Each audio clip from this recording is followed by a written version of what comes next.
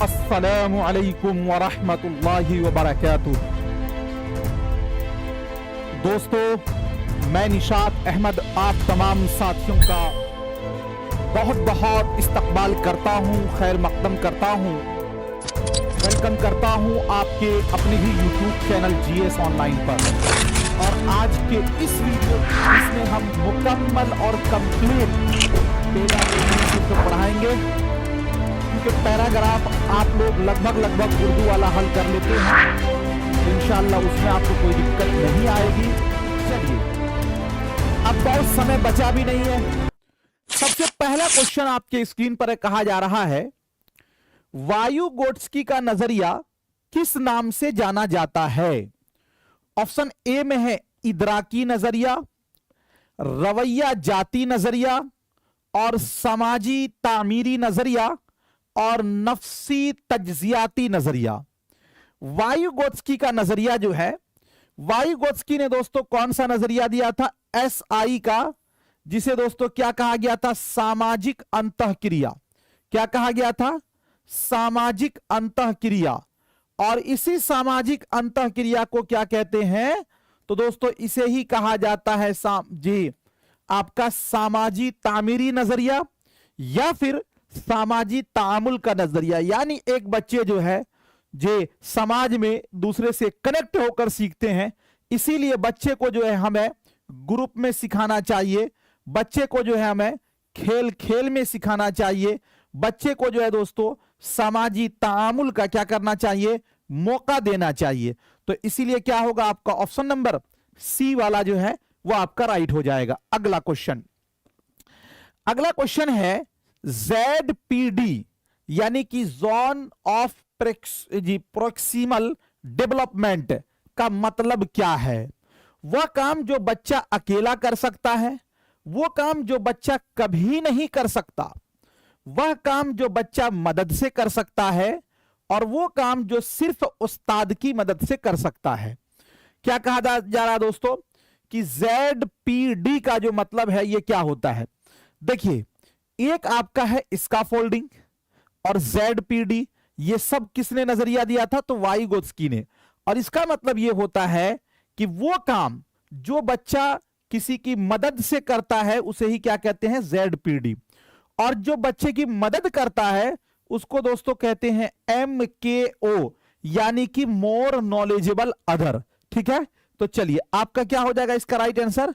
Option number जो है सी वाला आपका राइट हो जाएगा। अगला क्वेश्चन, यूनिवर्सल ग्रामर से क्या मुराद है?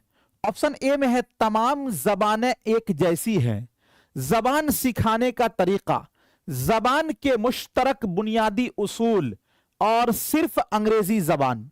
यूनिवर्सल ग्रामर जो है इसे ही दोस्तों कहा गया है सार्वभौमिक व्याकरण, सार्वभौमिक व्याकरण, और इसे उर्दू में कहा गया है आलमी कवायद का नजरिया।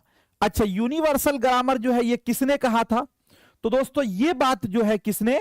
नोम चॉम्स्की के सिद्धांत में। इन्होंने क्या कहा कि हर बच्चे के अंदर जबान सीखने की सलाहियत कैसी होती है? पैदाइशी होती है। यानी दोस्तों कैसी होती है? खुल्की होती है। यानी कैसी होती है? फित्री होती है। ये सब लफ्ज आते हैं इसीलिए मैं इसको रिपीट कर रहा हूं। और इन्होंने कहा कि ये चीज जो है ऐसा नहीं है कि किसी खास खित्ते या किसी खास तबके के लिए है, बल्कि ये आलमी कवायद का नजरिया है कि हर इंसान के अंदर ये चीज होता है। इन्होंने कहा बच्चे के दिमाग में एक LAD होता है, यानी लैंग्वेज एक्विजिशन डिवाइस, जिसे कहा गया था जबान जबान जबान जे हासिल करने का आला, इसे कहा गया है जी। तो दोस्तों यूनिवर्सल ग्रामर से क्या है कि जबान के मुश्तरक बुनियादी उसूल, मुश्तरक का मतलब होता है कॉमन। तो ऑप्शन नंबर आपका क्या हो जाएगा? सी वाला जो है वो आपका राइट हो जाएगा। अगला क्वेश्चन, अगला है जीन पियाजे ने किस किस्म की नशोनुमा पर ज्यादा जोर दिया है? जिस्मानी नशोनुमा, समाजी नशोनुमा और जज्बाती नशोनुमा, जहनी इदराकी नशोनुमा। जीन पियाजे ने किस किस्म की नशोनुमा पर क्या क्या है, जोर दिया है। तो दोस्तों जीन पियाजे का जो नजरिया है, जो थॉट है, जो आप इनका सिद्धांत है, उसे क्या क्या कहा गया है? तो उसे कहा जाता है संज्ञानात्मक विकास का सिद्धांत, जिसे कि दोस्तों उर्दू में कहते हैं वकूफी या फिर इदराकी या फिर ज़हनी, है ना जी, नजरिया। तो ये किसने दिया था? जीन पियाजे ने। तो इसीलिए दोस्तों आपका क्या होगा? ज़हनी या इदराकी नशोनुमा। ऑप्शन नंबर जो है डी वाला आपका क्या हो जाएगा? राइट हो जाएगा। अगला क्वेश्चन, स्कीमा से क्या मुराद है? स्कीमा से क्या मुराद है? ऑप्शन ए में है याददाश्त, ऑप्शन बी में है ज़हनी खाका, ऑप्शन सी है जबान और ऑप्शन नंबर डी में एहसास। स्कीमा से क्या मुराद है? देखिए, स्कीमा कहते हैं कि जब आप किसी चीज के बारे में सुनते हैं तो आपके दिमाग में एक खाका आ जाता है, और उसी खाका यानी जो तस्वीर बनती है, उसी तस्वीर का नाम क्या है? स्कीमा है। तो दोस्तों आपका क्या होगा? ऑप्शन नंबर बी वाला जो है वो आपका राइट हो जाएगा। ऑप्शन नंबर बी वाला आपका क्या हो जाएगा? राइट हो जाएगा।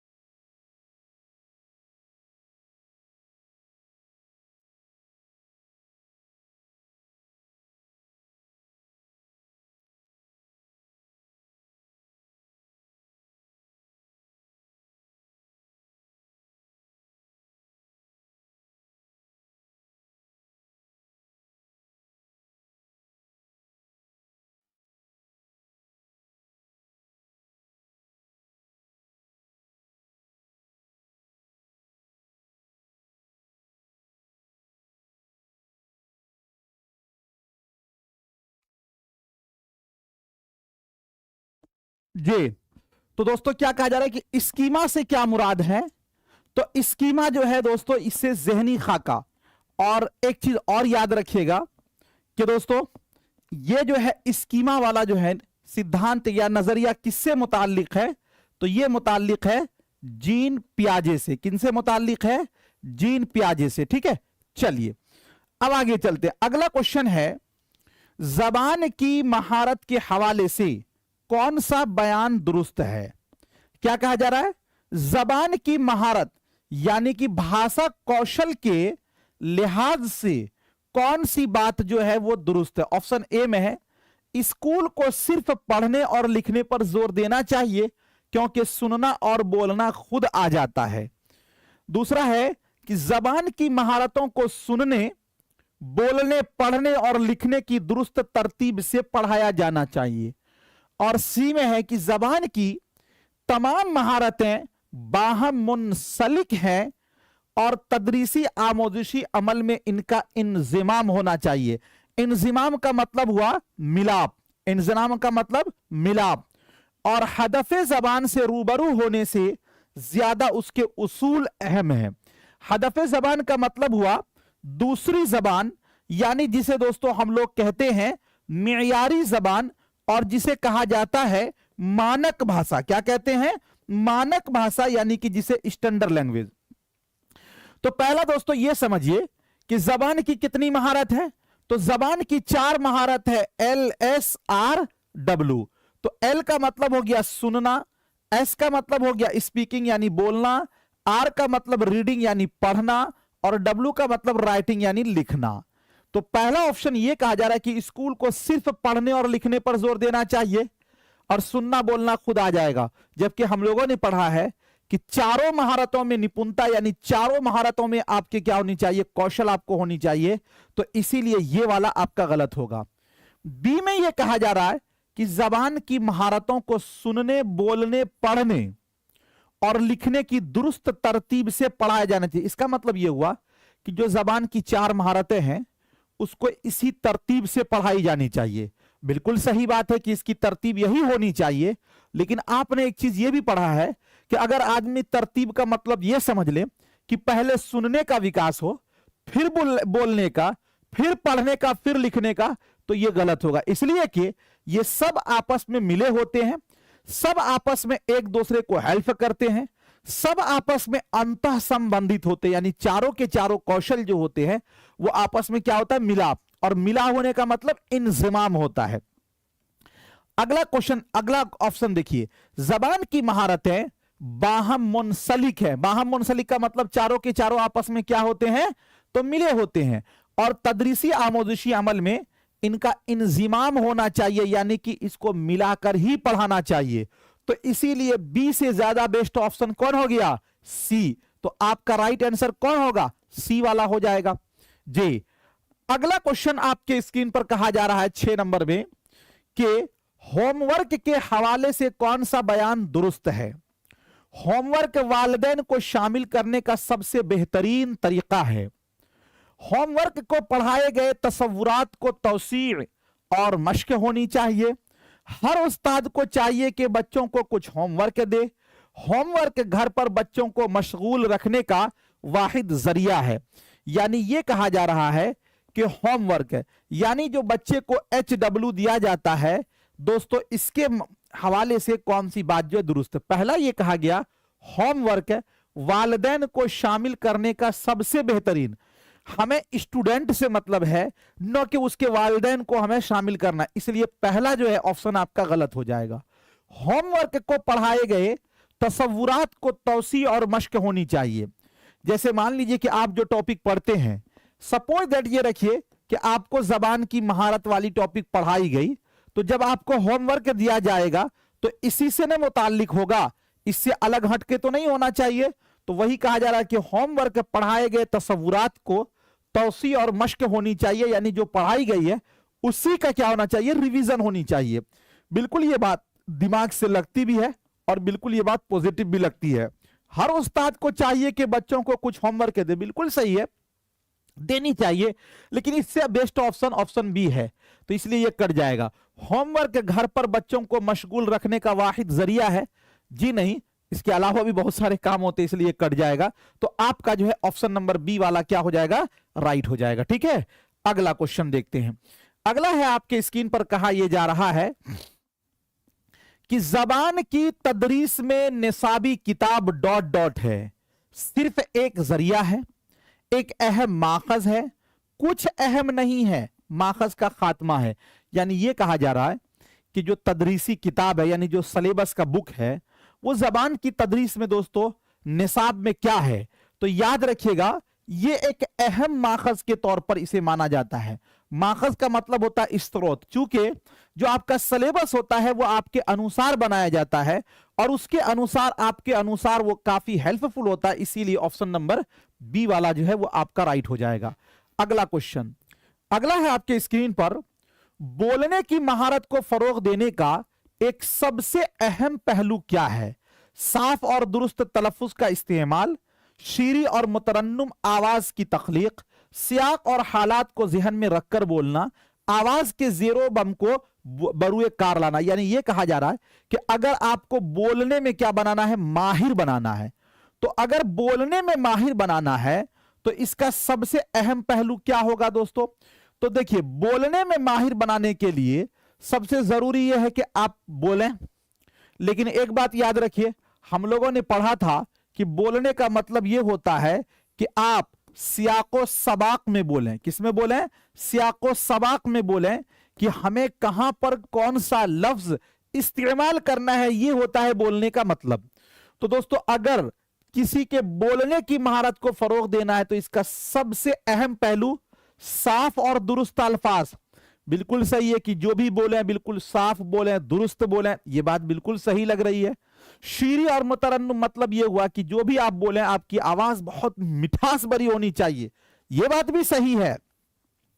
सियाक और हालात को ज़हन में रखकर बोलना, चूंकि दोस्तों बोलने का मतलब ही होता है कि संदर्भ में बोलना, आपकी आवाज बहुत साफ हो, लेकिन जो मसला चल रहा है वो नहीं बोल रहे, कुछ और बोल रहे हैं, तो आपके बोलने का कोई मतलब नहीं बनता, इसलिए ये कट जाएगा।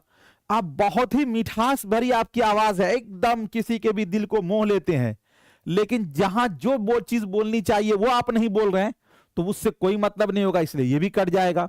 हाँ, सियाक और सबाक में आप बोलेंगे, आपकी आवाज अगर मिठास न भी है बिल्कुल, तो फिर भी कोई दिक्कत नहीं होगा। तो बोलने का मतलब यही हुआ, इसीलिए ऑप्शन नंबर सी वाला आपका राइट हो जाएगा। अगला क्वेश्चन है आपके स्क्रीन पर 10 नंबर में, कहा जा रहा है कि जबान की उस्ताद की हैसियत से दर्जे झैल में से कौन इस्लाह का सबसे बेहतरीन तरीका है। यानी यह कहा जा रहा है कि आप एक भाषा के टीचर हैं, अगर बच्चे को इस्लाह करनी है तो वो कौन सा तरीका है जो सबसे क्या होगा, बेस्ट होगा। ऑप्शन ए में है बोलते वक्त ही आमोजगार की इस्लाह होनी चाहिए, यानी जैसे ही बोले उसी वक्त आप टोक दें, तो यह चीज तो दोस्तों गलत ही होगी। इस्लाह के काम को पूरे क्लास की सरगर्मी के तौर पर किया जाना चाहिए ताकि कोई आमोजगार गलती को न दोहराए। यानी अगर किसी स्टूडेंट ने गलती की है तो पूरे क्लास के सामने खड़ा करके हम उसकी इस्लाह करें ताकि और कोई गलती उस गलती को न दोहराए। आपको बहुत अच्छी तो लग रही होगी, लेकिन आप यह समझिए कि उस स्टूडेंट के जगह अगर आप होंगे तो आपकी मोरलिटी जो है वो डाउन हो जाएगी। आपको अपने अंदर जो है ना, एक दोस्तों आप एहसास कमतरी का शिकार आप होने लगेंगे कि मेरे साथ बहुत गलत हुआ कि सबके सामने मुझे खड़ा किया गया। तो इसीलिए सबके सामने नहीं होनी चाहिए, यह बात भी कट जाएगी। आमोजगार की गलती की इस्लाह की बिल्कुल जरूरत नहीं है। तो दोस्तों अगर गलती की इस्लाह नहीं होगी तो गलत को ही सही समझ लेगा, इसलिए यह भी जरूरी है। क्या कहते हैं, इस्लाह होनी ही चाहिए। उस्ताद गलती का तज्जिया करते, तज्जिया का मतलब विश्लेषण करते हैं और पैटर्न मालूम करते कि यह गलती कैसे हुई और दोबारा पढ़ाकर आमोजगार को उन हिस्सों की मजीद वजाहत करते। यानी यह गलती जिस वजह से हुई उसको जाना। जैसे कि एक डॉक्टर, कामयाब डॉक्टर वही होता है कि पहले बीमारी के होने की वजह को तलाशता है और फिर उस बीमारी जिस वजह से होती है उसी को खत्म कर दिया जाए। तो उसी तरह गलती का अगर आप तज्जिया करते हैं, विश्लेषण करते हैं और अगर उसको आप पकड़ लेते हैं तो वो पैटर्न की ही आप अगर इस्लाह कर देंगे तो वो गलती भी सुधार हो जाएगी। तो इसलिए ये सबसे ऑप्शन जो है डी वाला आपका सबसे बेस्ट है और सही है। ऑप्शन डी जो है आपका क्या हो जाएगा, राइट हो जाएगा। चलिए, thank you so much. Aman sports, sir मेरा सीटी अलॉटमेंट नहीं आया है, इमेज क्या कर रहा है, डिस्पेंसी की वजह से। कल सिग्नेचर अपलोड करवा लिए हूं तो सर मेरा एडमिट कार्ड और सीटी अलॉटमेंट आएगा ना। बिल्कुल आपका सीटी आ जाएगा, लेकिन हम आप लोगों से यही कहेंगे कि कुछ चीजें जैसे जिनका फोटो साफ नहीं होगा या जिनका सिग्नेचर नहीं होगा तो उनको वहां पे देता है कि अपलोड कीजिए।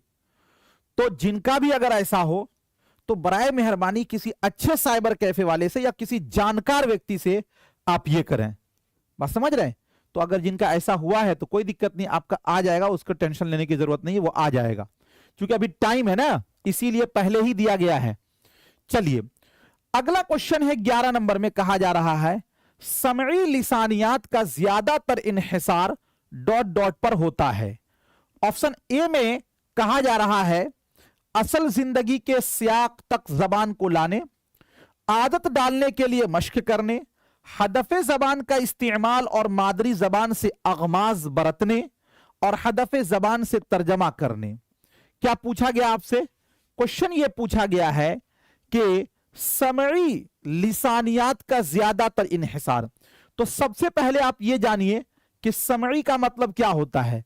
समई का मतलब होता है सुनना और लिसानियात का मतलब हुआ जबान, यानी वो चीज जो आप सुनकर दोस्तों क्या करते हैं, जबान का इस्तेमाल करते हैं, सुनकर सीखते हैं, तो वो किस चीज पर टिका होता है। ऑप्शन ए में है असल जिंदगी के सियाक तक जबान को लाने, यानी सुनकर आप जबान को असल जिंदगी तक लाते हैं। दूसरा यह है आदत डालने के लिए मश्क करना। तो एक बात आप यह समझिए कि अगर समई लिसानियात का ज्यादातर इन्हिसार क्या होता, असले जिंदगी से होता है, तो असले जिंदगी से दोस्तों जो आपका तजर्बा होता है, असले जिंदगी से जो आपका तजर्बा होता है, इसे आप क्या करेंगे, बोलेंगे। इसे आप सुनेंगे नहीं, इसे क्या करेंगे, आप लिखेंगे। तो इसलिए समई लिसानियात का असले जिंदगी से नहीं। सिमात करना, हम किसी दूसरे के ख्यालात को सुनते हैं ना, तो दोस्तों आदत डालने के लिए मशक करने, जैसे अभी हम आपको बोलते हैं तो आप सुनकर सीखते हो, धीरे धीरे आदत डालते हैं, तो इसीलिए आपका जो है ना ऑप्शन नंबर बी वाला राइट हो जाएगा। ठीक है जी। अगला क्वेश्चन आपके स्क्रीन पर है 12 नंबर में कि उस्ताद, ये जबान के उस्ताद के तौर पर हमें तलबा को लुगत का बेहतरीन इस्तेमाल करने वाला बनाने की कोशिश करनी चाहिए। दर्जे झैल में से कौन लुगत के इस्तेमाल को फरोग देने के हवाले से सही नहीं है? बयान को मालूम करना, सियाक के लिए मौजू माना का इंतखाब करना, लफ्ज के हिज्जे का तरीका, हर नए लफ्ज के लिए उस्ताद से रुजू करना। क्वेश्चन ये कहा जा रहा है कि हमें एज अ भाषा के टीचर के तौर पर तलबा को लुगत का बेहतरीन इस्तेमाल करना। लुगत का मतलब होता है डिक्शनरी, और डिक्शनरी का मतलब ये कभी नहीं होता है जो किताब में छपी होती है। लुगत का, हर लुगत का मतलब ये कि किसी भी लफ्ज को अगर आप कहीं से भी माना पता करते हैं तो वो जो आपके दिमाग में जाके कुछ अल्फाज जमा होते हैं वो भी आपका क्या है, जखीरा अल्फाज, उसको भी लुगत कहा जाता है। तो अगर हम जबान के उस्ताद के तौर पर बच्चा को लुगत का बेहतरीन इस्तेमाल करने वाला बनाना है तो उसके लिए क्या करनी चाहिए, यानी कौन से चीज को हमें उसका डेवलप करना है? तो दोस्तों पहला यह कहा जा रहा है कि बयान को मालूम करना, यानी जो सुना गया है उसके बारे में पता लगाना। बिल्कुल एक चीज याद रखिए, बच्चा हर वो काम पॉजिटिव होता है जो वो खुद से करता है। अगर ये कहा दिया जाए कि बोर्ड पर लिखा गया है नकल कर लिए, खुद से नहीं हुआ, ये आपका गलत हो गया। अगर ये कहा जाए कि प्रिंट आउट कर लिया जाए, खुद से नहीं हुआ, ये आपका गलत हो गया। ये कहा जाए कि कोई टोक दिया, बता दिया, खुद से नहीं हुआ, गलत हो गया। यानी हर वो काम जो बच्चा खुद से करता है वो सीटेट के अंदर पॉजिटिव होता है, और अगर किसी के दूसरे के आसरे पर करता है वो निगेटिव होता है। तो पहला ये कहा गया कि बयान को मालूम करना, तो बयान को मालूम करना खुद से करेगा, इसलिए बिल्कुल सही है। सियाक के लिए मौजू माना का इंतखाब करना, यानी किसी लफ्ज का अगर माना पता नहीं है तो उसको संदर्भ में यानी आगे पीछे करके उसका सही माना, मौजू माना यानी सही माना की तलाश करना। तो ऑप्शन नंबर बी भी बिल्कुल सही लग रहा है। हमें क्या पूछा गया है, जो नहीं है वही बताना है, तो नहीं की कंडीशन में निगेटिव एक ऑप्शन होगा गलत और गलत वाला सही होगा, और पॉजिटिव जो है 3 ऑप्शन आपका पॉजिटिव होगा जो कि सही होगा, लेकिन ये आंसर यहां नहीं होगा, जो निगेटिव होगा वही। तो हमारा ए भी सही है, बी भी सही है। हर लफ्ज के हिज्जे का तरीका, किसी भी लफ्ज का जब आपको माना पता नहीं होता है, अगर हिज्जे का तरीका पता है तो उसका माने तक आप पहुंच जाते हैं, तो यह भी बिल्कुल सही है। अच्छा, हर नए लफ्ज के लिए उस्ताद से रुजू करना। दोस्तों उस्ताद से रुजू करना किसी और पर टेक लगाना हो जाता है, तो इसीलिए ये आपका निगेटिव होगा, इसलिए कि इसमें आपने खुद से कुछ नहीं किया, किसी और से पूछ रहे हैं, तो ये निगेटिव है। जो निगेटिव है वही बताना है, तो इसीलिए आपका ऑप्शन नंबर डी वाला जो है वो आपका राइट हो जाएगा। ठीक है, अगला क्वेश्चन चलते हैं।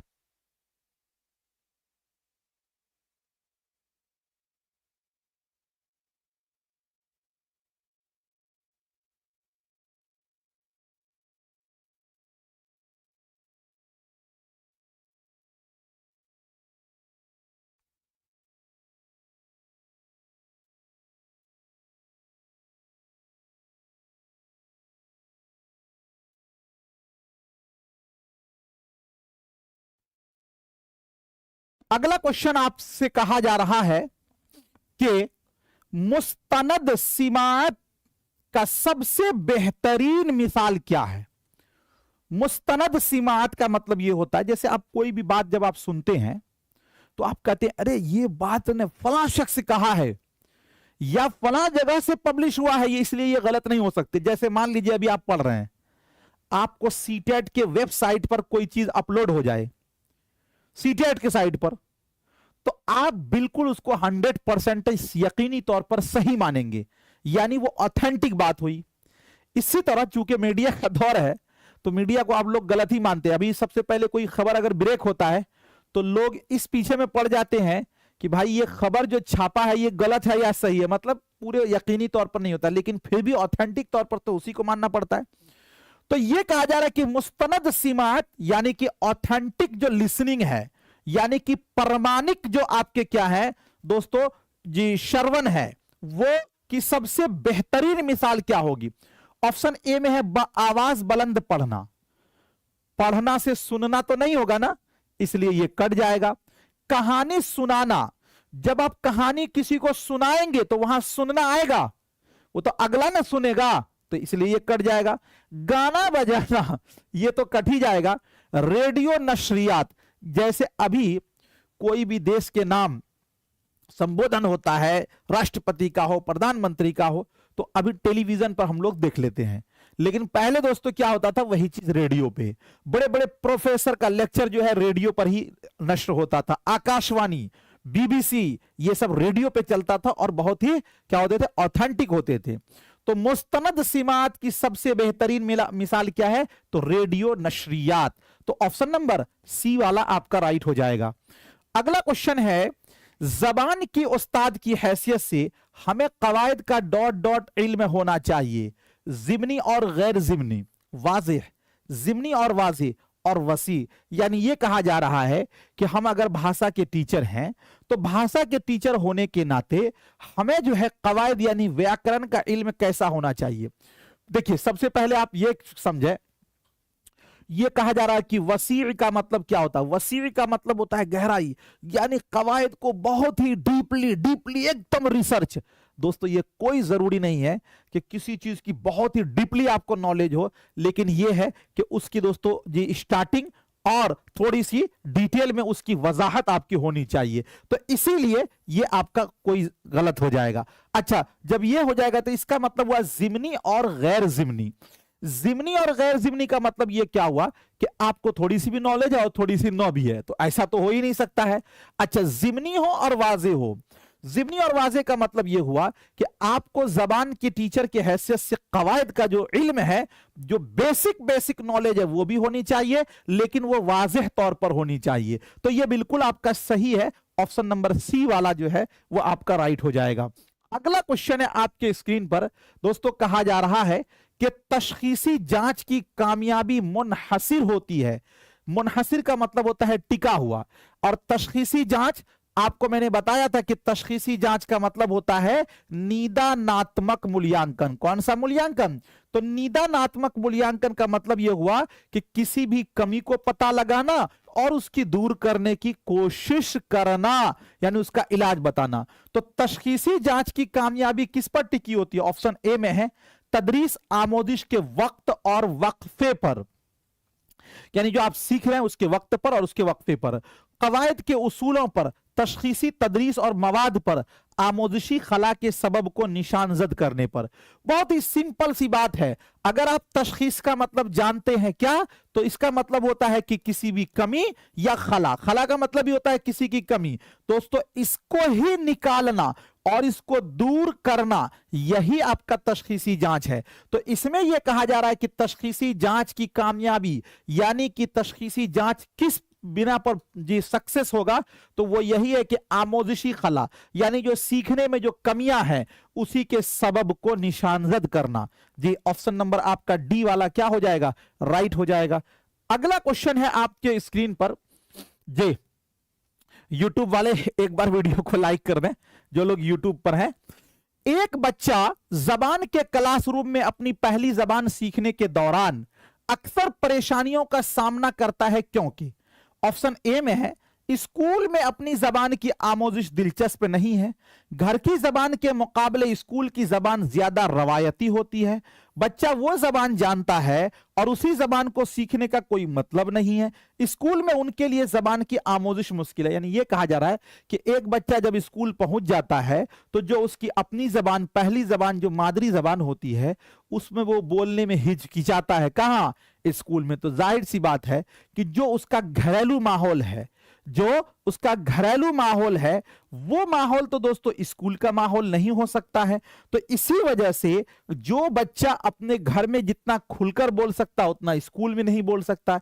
इसीलिए आपका होगा कि घर की जबान के मुकाबले स्कूल की जबान ज्यादा रवायती होती है। जी तो दोस्तों इसीलिए आपका क्या होगा? ऑप्शन नंबर बी वाला जो है वो आपका राइट हो जाएगा। ठीक है, अगला क्वेश्चन, कहानी सुनाने से बच्चों को मदद मिलती है, यानी अगर बच्चे को कहानी सुनाया जाए तो कौन सी मदद मिलेगी? ऑप्शन ए में है सलीके से बैठने में, क्लासरूम में तवज्जो मरकूज करने में, क्लास के माहौल से लुत्फ अंदोज होने में, और तखय्युल के फरोग में कहानी सुनाने से बच्चों में कौन सी मदद मिलेगी? एक बात ये बताइए कि कहानी में क्या होता है। हमने आपको बताया था कि दोस्तों कहानी जो है, कहानी में जबान जो है एक मुकम्मल इकाई के तौर पर मौजूद होती है। मुकम्मल इकाई का मतलब यह होता है कि जबान के जितने भी महारत हैं वो एक कहानी में मुकम्मल तौर पर मौजूद होते हैं। जैसे अगर आपको कहानी सुनाया जाएगा तो इसमें दोस्तों क्या होंगे, मुहावरे भी होंगे, और इसके अंदर क्या होंगे, तो जरबुल मसल यानी कि लोकोक्तियां भी होंगी। इसके अंदर क्या होंगे दोस्तों, कुछ आपके मानूस अल्फाज का मतलब होता है कि कुछ मौजू अल्फाज भी होंगे। मौजू अल्फाज का मतलब जिसका माना आपको पता हो, और कुछ ऐसे अल्फाज होंगे जो गैर मानूस होंगे। गैर मानूस का मतलब हुआ गैर मौजू होंगे, यानी वो अल्फाज जिसका आपको माना पता ना हो। तो दोस्तों कहानी में आपको सियाको सबाक भी मिलेगा। सियाको सबाक का मतलब कि आप संदर्भ भी माना को पता करेंगे। मुहावरे और जरबुल मसल, उतार चढ़ाव, ये सारी चीजें कहानी में आएंगी। तो गोया के कहानी सुनाने से बच्चों में क्या मदद मिलती है, सलीके से बैठने में। सलीके से बैठने के लिए खुद से बैठ जाएंगे। क्लासरूम में अगर तवज्जो मरकूज करना, यानी बच्चे का अगर ध्यान आकर्षित करना हो तो इसके लिए कहानी, ऐसा कुछ नहीं है। अगर आपके पढ़ाने का तरीका, मेथड अच्छा है तो बच्चे ऑटोमेटिकली आपके तरफ क्या करेंगे, ध्यान जुड़ाने लगेंगे। तो इसलिए ये कहना ये सही नहीं है। क्लासरूम के माहौल से लुत्फ अंदोज होने के लिए, यानी ये कहा जा रहा है कि क्लासरूम का जो माहौल है ना, माहौल, उससे अगर हमको पूरा मजा उठाना है तो उसके लिए कहानी। अगर मान लीजिए कहानी न सुनाया जाए, मैथे पढ़ाएं, उर्दू सब्जेक्ट ही पढ़ाएं, तो क्या लुत्फानंदोज नहीं हो जा सकता है? तखय्युल के फरोग में, तखय्युल का मतलब होता है सोचना। जो दिमाग में आप सोचते हो, जोर देते हो, तो यही न है कि मुहावरे का इस्तेमाल दिमाग पे जोर दे के ही होगा। जरबुल मसल, गैर मानूस जो अल्फाज आएंगे जिसको आप सियाक और सबाक में तो दिमाग पे जोर दे के ही करेंगे। तो इसीलिए यह होगा कि तखय्युल के फरोग में, फरोग का मतलब विकास यानी कि डेवलपमेंट, और तखय्युल का मतलब सोचना। यानी कि अगर सोचने की क्षमता का विकास करना है तो इसके लिए दोस्तों कहानी सुनाने से भी बच्चों की मदद मिलती है। तो ऑप्शन नंबर डी वाला आपका क्या हो जाएगा, राइट हो जाएगा। आज के लिए इतना ही। कैसा लगा आज का ये सेशन, एक मर्तबा आप कमेंट करके बताइए।